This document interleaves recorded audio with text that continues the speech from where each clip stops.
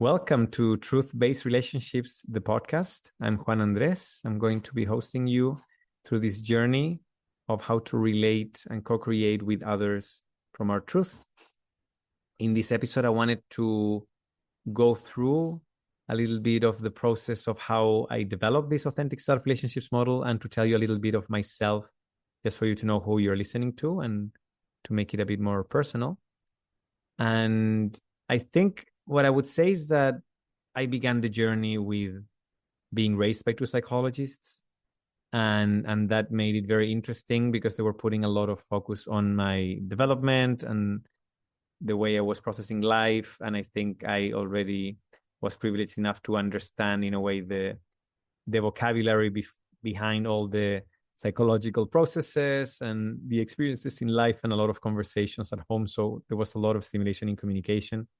That was a great resource for me in my life eventually, not necessarily with my classmates, because I didn't feel connecting much with them until later on in life. And I can also share about that when we address the model, when I actually needed something from others and how people pleasing can come into place there to get what we think we need. But before getting there, it was quite loving. I was having a very good relationship with my parents, even though they separated, and kind of processing all these small bits and pieces that I think is what makes us who we are. And I think the process of integration, that for me is the biggest process that I do with my clients, or that I think we do through life in our growth, in our evolution, if you want to call it, is so key. And I think I'm still integrating aspects of my childhood that are coming up in very subtle ways sometimes. And that's a journey that I want to also invite you to go through. So the integration for me was from that sense of understanding myself and understanding a bit of the mind, of how people functioned. Psychology was very much part of my life, of my daily life even. And I was already kind of called in a almost mocking way, or with a nickname of being the psychologist of the class, and being into, again, like the best companion, these prizes that people would give for just helping classmates and being there for others. I think this is when my own people pleasing started kicking in, and I will explain later on how that's expressing how, again, our heart space where we give from is self-demanding and functioning from duty. And basically, I went into the development of this interest in psychology, but I wanted to include that with a different dimension. The only other dimension that I knew at that time, that was the body. So body and mind. I didn't know any other dimensions of our humanity. And I went into med school. I studied medicine for a few years. I didn't connect too much with the career, but I connected a lot with an International Federation of Medical Students Associations, IFMSA. And with them, I started working a lot, in a way, with psychology. I started being trained in peer education, in organizational training. I was working in a standing committee of reproductive health and sexuality, basically. And in that situation, I was realizing that for a lot of people that I was even seeing in hospitals, in the medical care, there was not an assessment of how were they living their lives, what was happening with their own context, what would be affecting their life experiences that would actually raise their stress and would lower their defenses, and how they would actually fall sick. And there were a lot of elements with that. Long story short, I was very passionate with the work of the Federation, but I was realizing that I was failing my medical studies because I was not studying. I was mostly working on this and several other things that I was doing in my life. And at one point I had to decide between the two, but sadly I could not choose the Federation over the career because I could only be in the Federation by being a medical student. So then I actually, later on, I could be trained directly from the International Peer Education Network, YPeer, that is part of the United Nations Population Fund, the UNFPA. And then I went into this advanced training of trainers in Serbia. It was like a very interesting experience, this whole training part. And I thought I could work with them, but they told me, well, you have to have a degree, especially like hopefully in social sciences. And this is why I kind of came back to psychology. There were a lot of elements of my own self-judgments regarding my capacity of studying at that time because of having failed my medical studies. But I didn't study. I was just reading things once and expected that to just be imprinted in my brain. So all of those processes for myself were going on. And this is how I went back to my studies, and I studied psychology fully. And I specialized in integrative psychotherapy. That is, again, another part of integration and this path in which I was trying to find what were the most efficient tools from different psychotherapeutic orientations that would make sense in the treatment of psychotherapy. And that was done in the Chilean Institute of Clinical Psychology and Psychotherapy. And still in that space, I was feeling much more integrated with what I had studied, again, even from the body and then from the mind and then different orientations. And I was still kind of missing a dimension that was still more and more taking space in my own personal life, that it was the spiritual dimension. And this is what, with other elements that I will not go into a whole life journey here, but I moved into India and looking for a home here. And I will not go too much into details of that, but then this process was actually expanded also from different readings, incorporating psychological thought with spirituality. And this just changed a lot the way I would even practice my profession and the way I would treat my clients.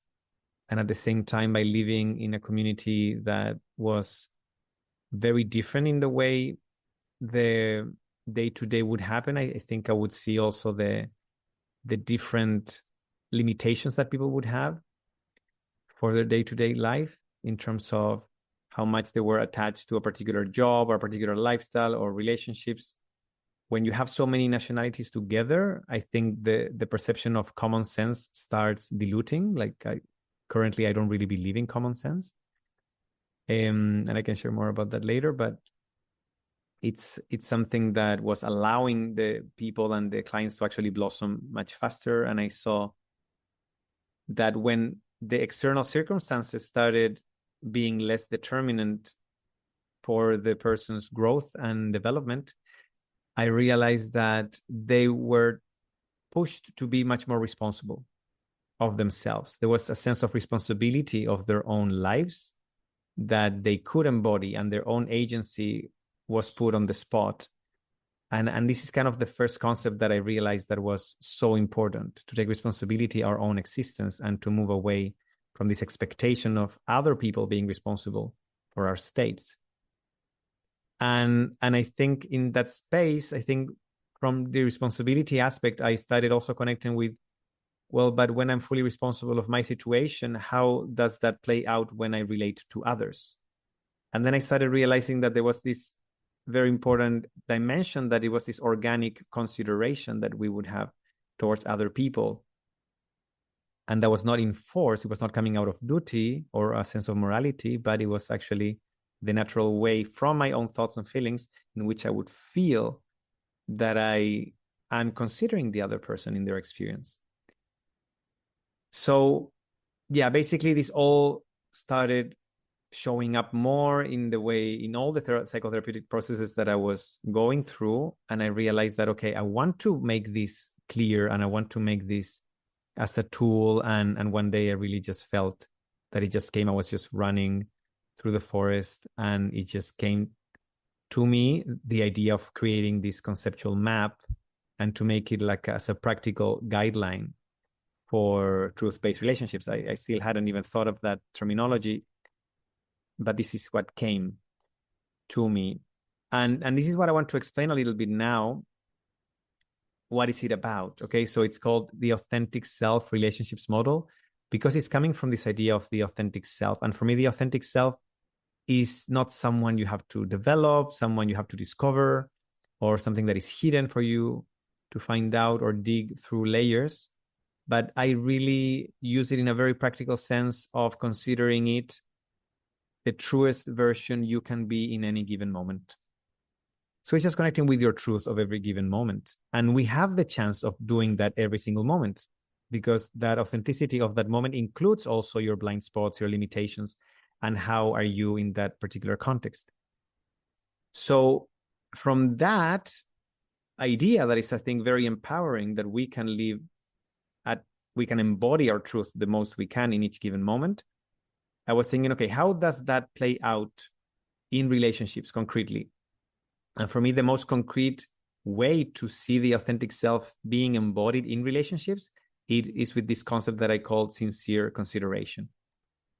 And this is for me when you are in that state of your authenticity, of you, in a way, considering and embodying your truth, being responsible of your truth in that sense, and you have the organic consideration towards other people when you are actually being as empathetic as you can be.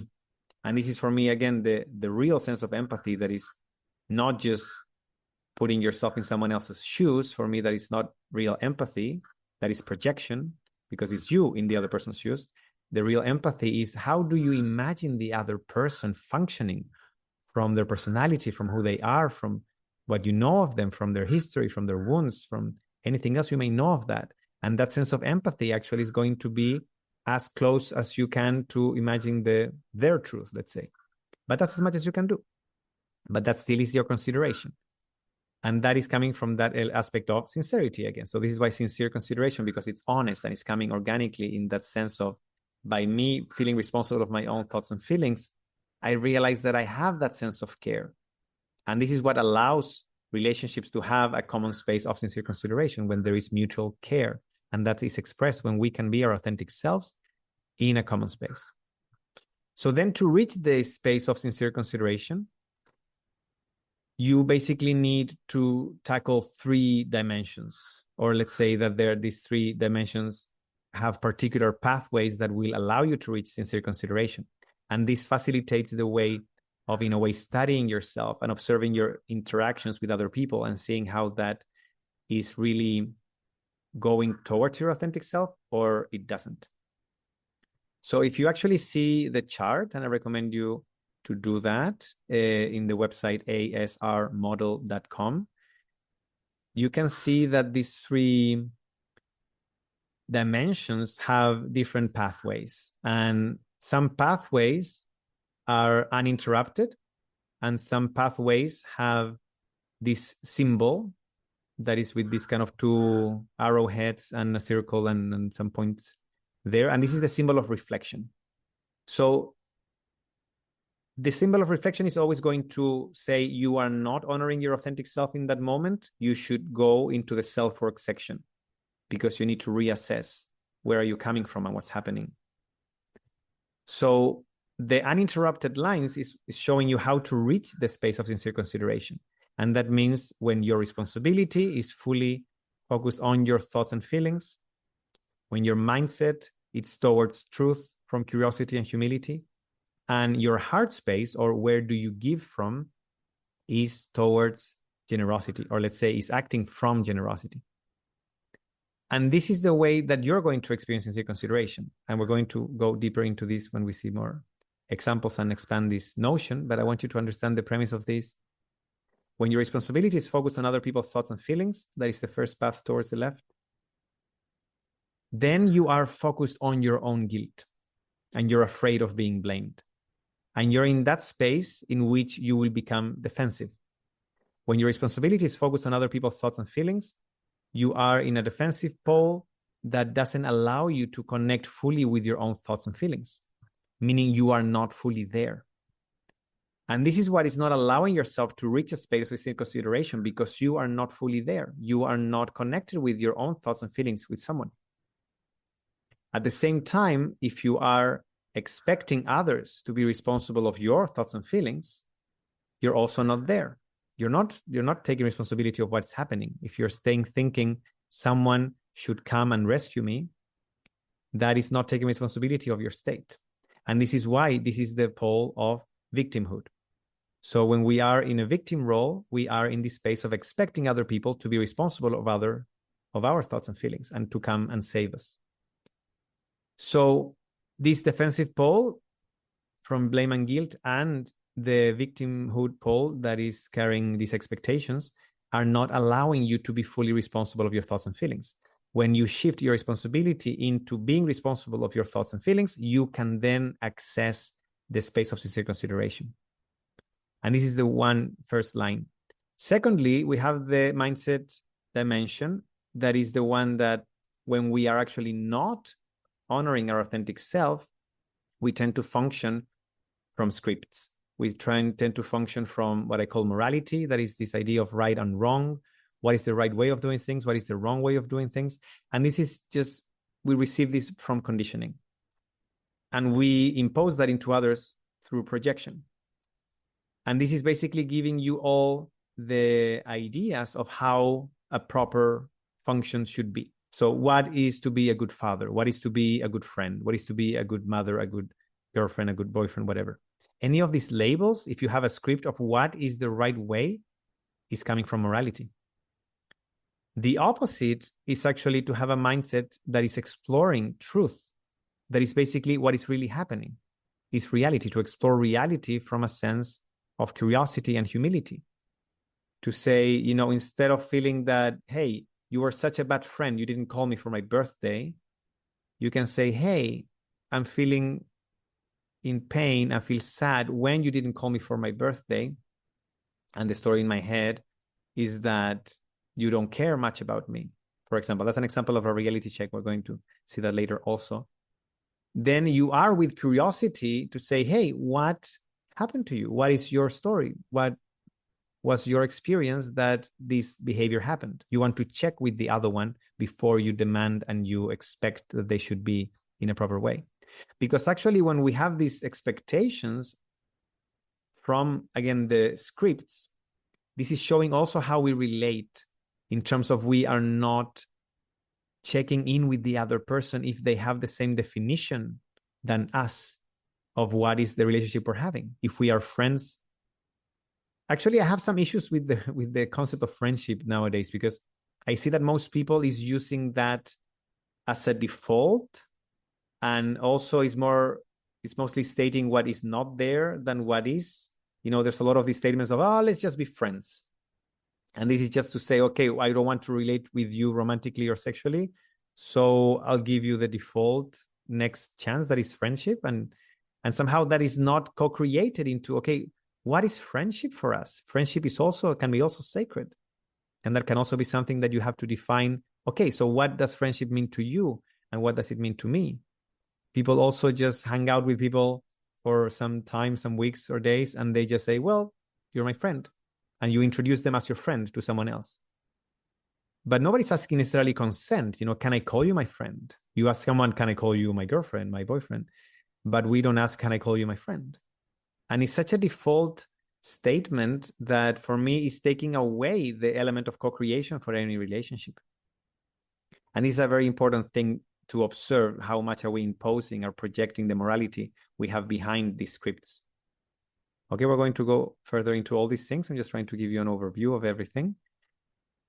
And I want to just go a little bit into the final element, the final dimension of this model, that is heart space, or basically where do we give from? And I call it heart space because for me, we give in a way from our hearts, and it's to be observing where is our heart at, and how are we feeling in the moment of giving.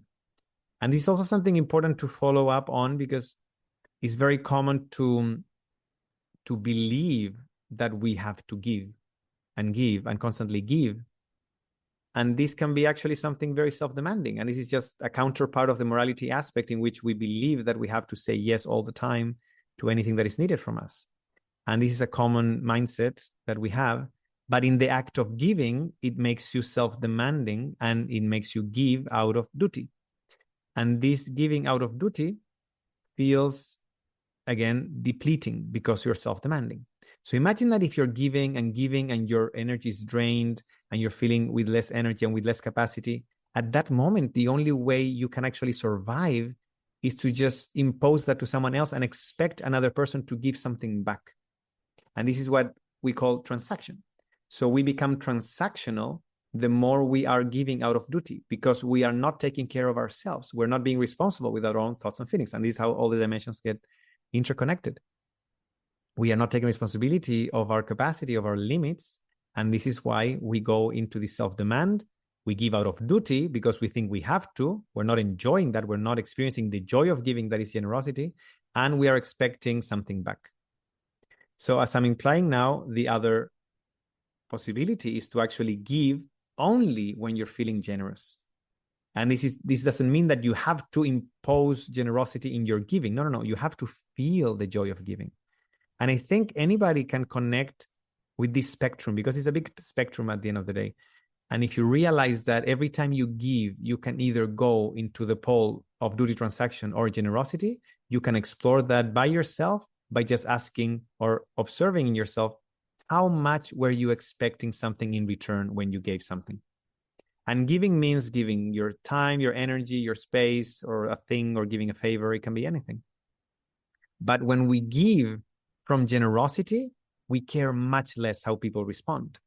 We care much less if they like it, if they don't like it. Sometimes it's like, I was just thinking of you and I brought you this and I'm just happy that I did. And that's it. You don't like it, it's fine. I had a beautiful moment of connecting with our connection. So that is part of the generosity. And duty and transaction is not allowing you to connect with that heart in a way.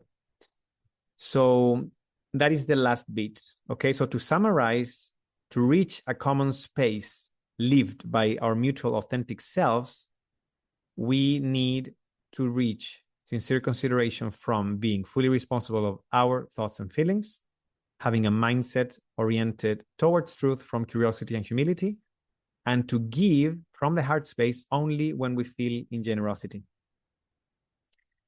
So this is a bit of the invitation, but now what happens when we don't function like that?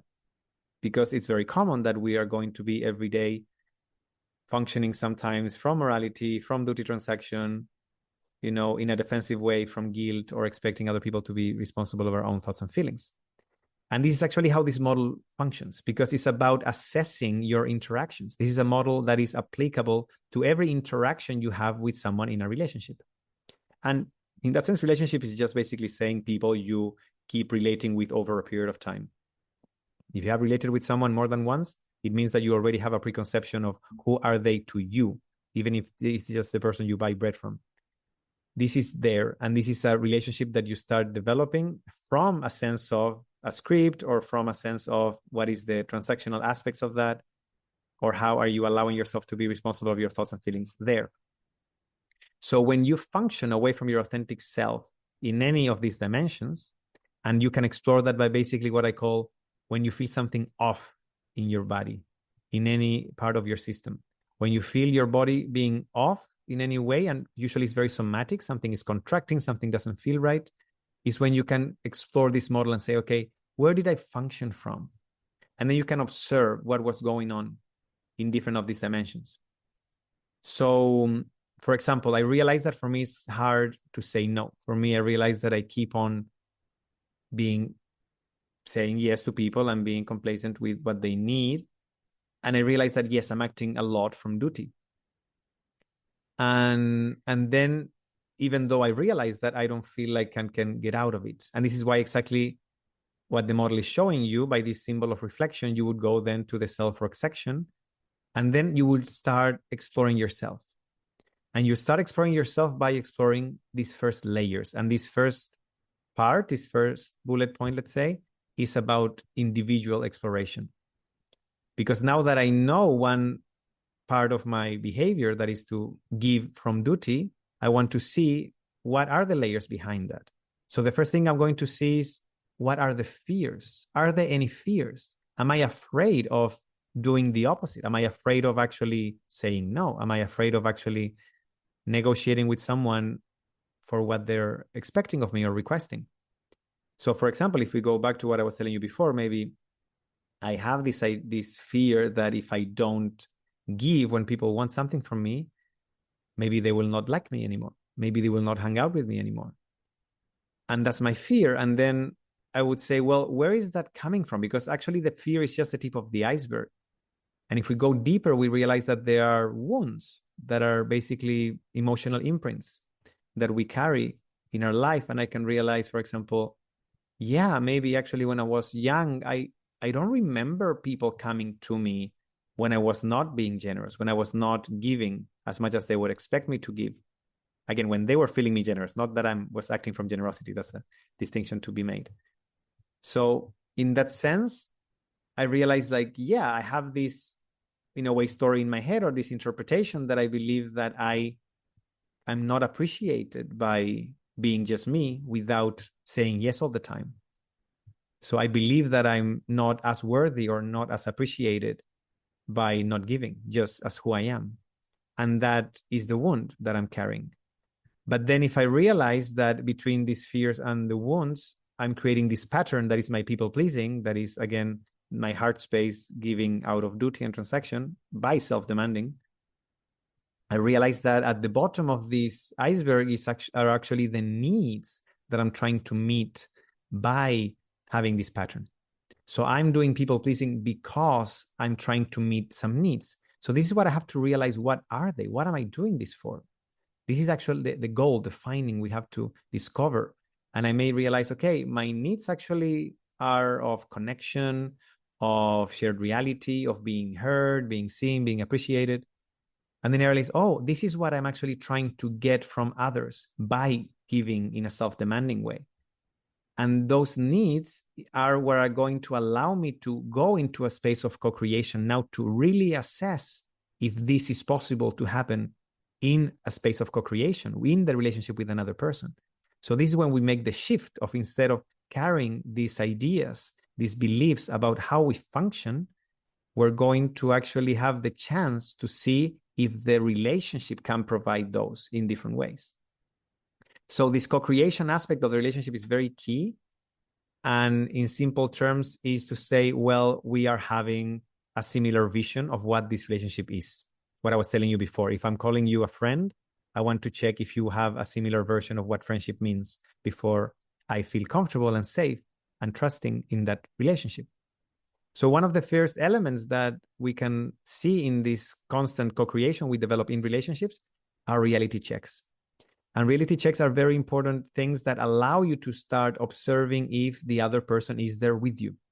And you go into reality checks fully with full responsibility of your own thoughts and feelings. And that means that if I know that this is something vulnerable for myself, I want to go into it with self-care. Meaning I have to be responsible of what's going inside of me, and I have to be capable of holding myself if this doesn't go well. So reality checks consist of going into questions to the other person by checking if the other one is with you. So the most mild question you can ask, and you have to still be ready to receive a no or a dismissal with this, is something that is just acknowledging the togetherness. So something like, would you be able to talk about us? Are you feeling like talking about our relationship? And you need to be ready to receive a no. And this is very important. This is the part of, again, being responsible of your own thoughts and feelings and your safety in that sense. And it's connecting with how you can self-soothe and how you find regulation and not to come to a common space if you're not feeling safe enough. And we're going to explore this a bit further in another episode. But you need to have that capacity of holding yourself to come to this common space and then to receive a no. So if you ask, okay, can we talk about us? And the other person says no in different ways, you can say, okay, it may not be nice to receive that, but you can go and hold yourself. Now, if they say yes, you can go to the next level of the reality check, that it would be to ask about a context and a situation. So you can say, I would like to talk about what happened yesterday after dinner. Just that. So again, you see if they are willing and they say yes, or they say a no. If they say a no, you have to be prepared for that. And then you go and you do the self-soothing and you can find safety and peace on your own. So if they say yes, you can actually go to the core of the reality check. That is, in a way, this equation of three components that are, for me, the key to express where are you at in that space. And it's basically to say, when this happened, I felt this way, and this is the story in my head. Okay, so it's behavior, feelings, and interpretation. And when you say that, for example, is again, when you didn't hug me yesterday after dinner, I felt sad, lonely, a bit angry, frustrated. And the story in my head is that you were mad because I didn't share my dessert with you. And I know you really like raisins or whatever. So something happened like that. And you just share that. You don't have to go too much in the story of your head. You have to just express how it's experienced by you. And in this case, it's also important sometimes to give a disclaimer to the other person, to say, again, I'm taking full responsibility of what I'm experiencing. So I'm sharing with you, not for you to take responsibility of my thoughts and feelings. I'm actually expecting nothing from you.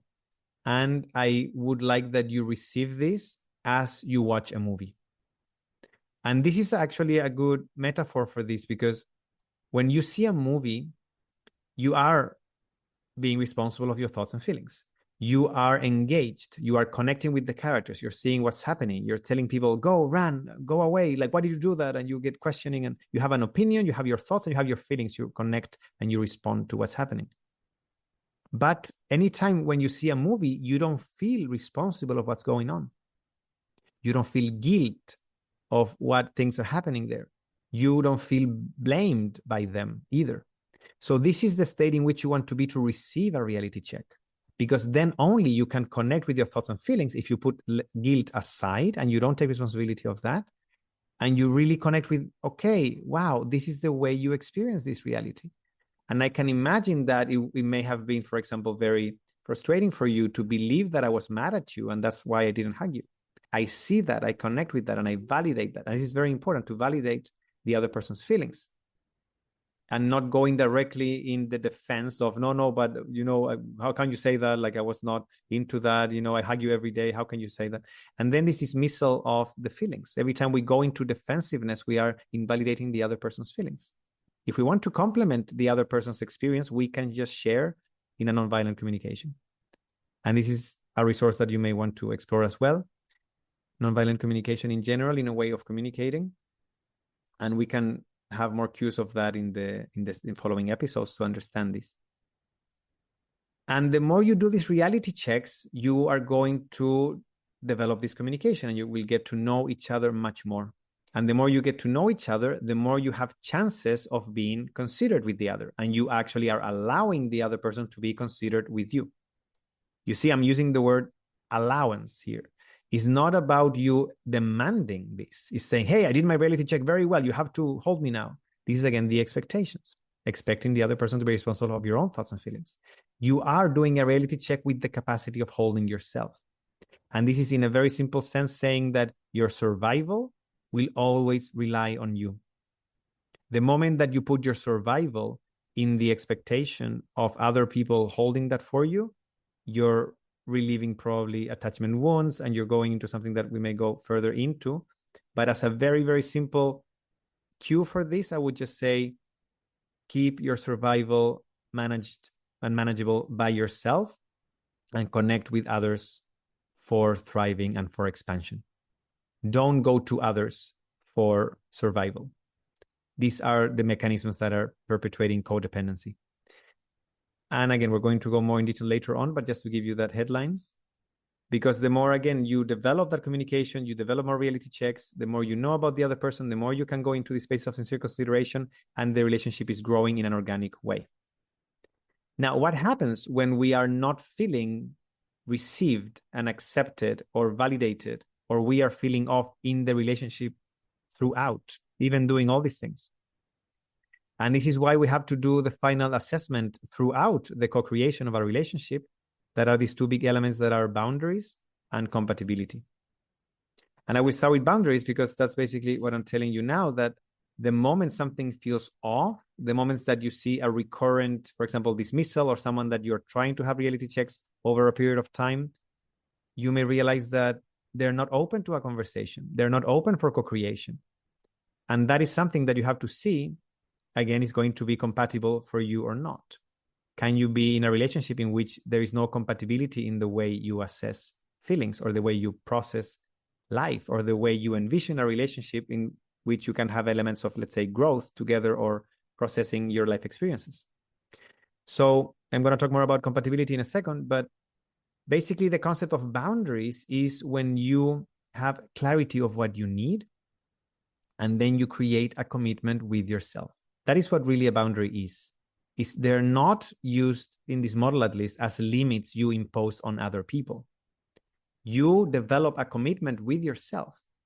So instead of saying, you stop shouting, you don't shout, you're crossing my boundaries, you shouldn't do that, you say, I don't talk to people that shout, or that they're talking in a volume that for me feels like being shouted at.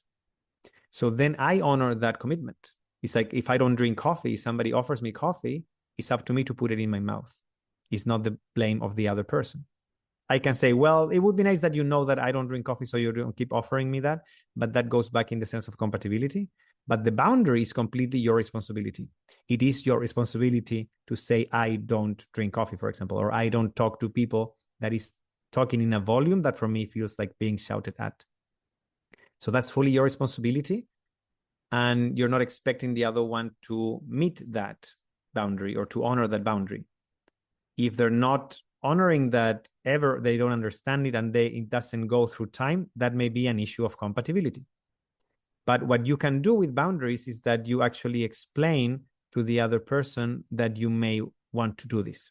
So with people that you are in a relationship with already, it's easier to develop boundaries because you can say, in a moment in which you're both regulated, you can say something like, I'm realizing that every time you reach a volume that is, for me, again, feeling like I'm being shouted at, I realize that my whole body starts contracting. I feel anxious. I feel like a bit shaking, and I'm not feeling safe, actually. And I realize that I want to stay there with you because it feels like rude to leave you. But I realize that I have nightmares afterwards. It's affecting my whole nervous system. And I realize that I have to take responsibility of this, meaning when I start feeling like that, I will have to disengage with that communication. So if that happens when we are talking, or for me, with anybody else for that matter, if somebody talks to me like that, I may need to leave the room. I may need to leave, to hang up the call or to stop the engagement. I can do my best to try to let you know that I may need you to speak lower, but I may not have the resources for that because I'm not feeling safe, and I may leave the room or hang up the call or whatever else I need to do to disengage in that moment. And then you make the magical question. How would you feel about that if I did that? This is when we include the other person. This is part of the co-creation. You see, I care. I don't want you to see that. I don't want you to feel that this is personal. This is not against you. This is for me to protect myself. And I also would like to know if you may need for me to tell you, or basically if you need to tell me when you need to state a boundary, or if you need to have any particular agreement in knowing how you can feel safer in this interaction. So this is an invitation to honor boundaries. And then that's another element of co-creation. Do we believe in boundaries? Do we believe in these commitments to ourselves? Do we believe that we may both enact those things, and how to apply that? I know that for some people it's very challenging, if there are abandonment wounds, for example, to enact or to basically to receive an enactment of a boundary. And we're going to see techniques to how to work with that later on. But it is very possible to do that. And the more you understand that the other person in a regulated space, they actually supported you to enact your boundary, when you have to enact that boundary and you have to leave the room because it's not going to feel nice, you may feel that you have this togetherness in spite of the conflict. That is a huge element of trust that we're going to also observe in different chapters. And now we just go to the final element of compatibility before we finish. And this is to understand that compatibility is not a black or white dimension. It's not, are we compatible or not in a relationship? For me, compatibility needs to be assessed in the different dimensions you have in a relationship. So it's just about, can we cook together? Can we go on forest walks together? Can we make a puzzle together? Can we, share intimacy together? Can we talk about politics? And it can be anything. And for all these dimensions, you're going to have a yes And I know, yes, we can do that. That feels right. Or we can go into other dimensions in which it doesn't feel right. It doesn't feel nice or aligned. So then you realize, okay, maybe we're not compatible to cook together. Maybe we just accept that instead of keep expecting that it should be nice and we have the same standards of cleanliness and whatever. And we just say, okay, let's just go eat out. Or maybe let's shift and some days I cook, some days you cook or whatever. We find strategies because we need to translate strategies into needs. And realizing if the need is togetherness and connection, there are so many strategies to develop over that. The moment we keep stuck with expecting that a particular expectation needs to be met, let's say a particular strategy needs to be met. No, you have to cook with me because in my fantasy, we have to cook together. Otherwise, we are not friends or lovers or this or that. If that is actually something that for you is very, very important, it's also up to you to say, well, that's my boundary. I cannot be in a relationship with someone that I cannot cook. So all these things are very subjective, but at the end of the day, it's important to assess the compatibility you have with people and understand, again, by this reflection, if it's coming from a strategy, if it's coming to honor some needs, and if you have particular wishes that also for you can say, well, these are non-negotiable things. It's up to you to define that. And the more you bring that to the common space, you can assess if those needs can be met in different ways. You can also co-create ways of developing different strategies to meet similar needs. And all these things, again, we're going to develop more and more in the different episodes. But what I want to just finish up saying with the element of compatibility is that when you really assess compatibility, you can have the best possible relationship you can ever have with that person. But at the same time, that may mean that you need to grieve the ideal relationship you wanted to have. And that is the process of acceptance through grieving, that also we're going to have an episode for that. And that is actually the invitation to go into this aspect of truth. And truth, again, is not always nice and fuzzy and pretty. My invitation is not to, okay, in this way, you will be always happy. It's about we need to function from the truth. Otherwise, we will be lying to ourselves, and this is going to explode one day or the other. And this is what in most relationships happens overall. So I invite you to go into this journey of truth-based relationships, and we're going to continue exploring all these dimensions. And I appreciate your presence, and I'll see you in another time.